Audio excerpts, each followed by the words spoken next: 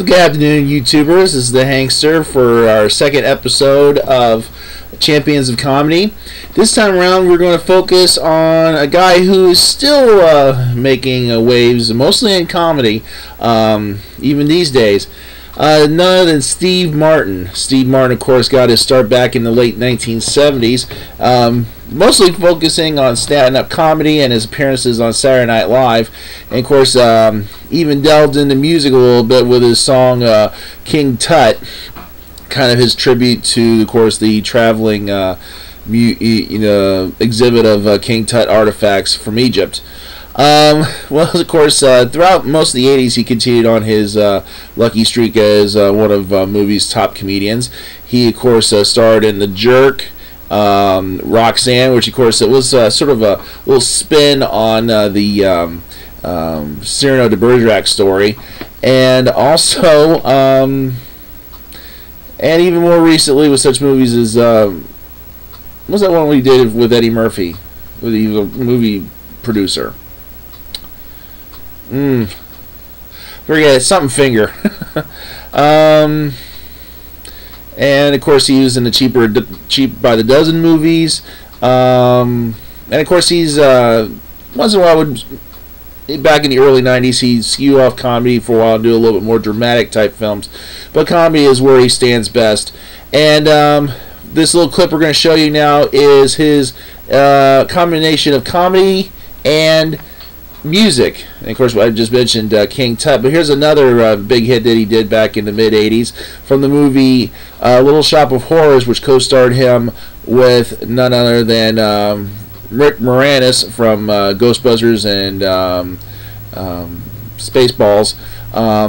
In this role, of course, this is the musical version of Little Shop of Horrors, originally done starring Jack Nicholson, by the way, but Steve's role, he of course plays a demented dentist who of course dates the girl that Rick Moranis wants to go out with, and we get to see that that he's not a very nice guy, and he picked an interesting profession to take here. Here's Steve Martin with the Dentist song from Little Shop of Horrors.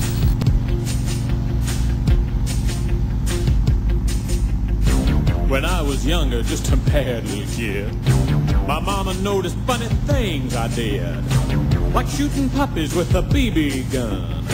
I'd poison guppies, and when I was done, I'd find a pussycat bash in its head.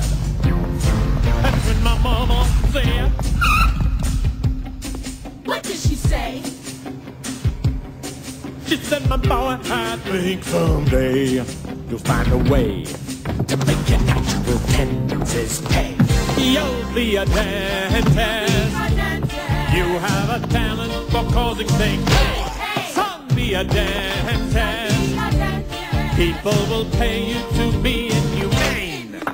Your temperament's wrong for the priesthood, and teaching would suit you still less. Son, be a dentist. You'll be a success."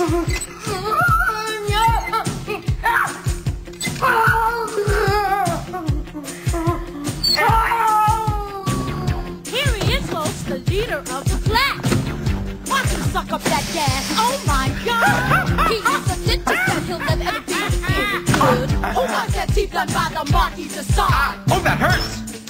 Wait, I'm not numb! Shut up. Open wide. Here I come. I am your dentist, and I enjoy the career that I picked. I'm your dentist, and I get off on the pain I inflict. I thrill when I drill a bicuspid. It's swell, though they tell me I'm maladjusted. And though it may cause my patients distress, somewhere in heaven above me, I know that my mama's proud of me. Oh, mama? 'Cause I'm a dentist and a success. Say ah. Say